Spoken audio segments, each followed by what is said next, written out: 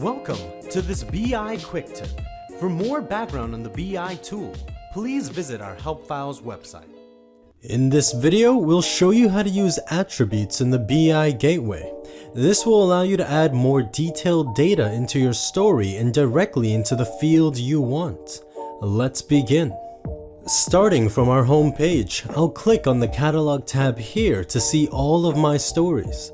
Then, I'll use the search bar to type in the story I want to see.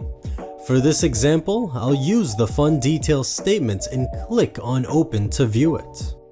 At the prompt screen, the first thing I have to do is delete this pre-populated value by clicking on the X button here.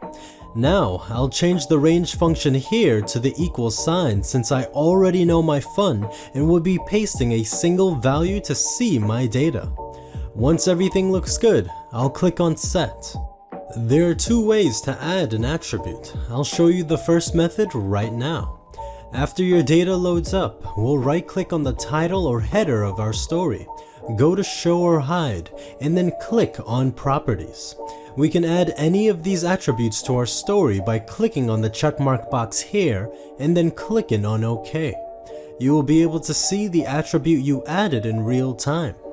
The second method to add attributes to our story requires the edit mode and using the designer feature. We'll first save our story by clicking on File, Save As, and then giving our story a new name. When everything looks good, we'll click on OK. And now, we'll click on the edit mode here, then we'll click on the designer, and we can add an attribute for any of our rows by simply clicking on the three dots here and clicking on Properties. We'll select Fun Center for this one and click OK when we're done. We can see the attribute we added in real time. Thank you for watching this episode of the BI Quick Tips series. You can find all BI Quick Tip videos on the Help Files website. Until next time.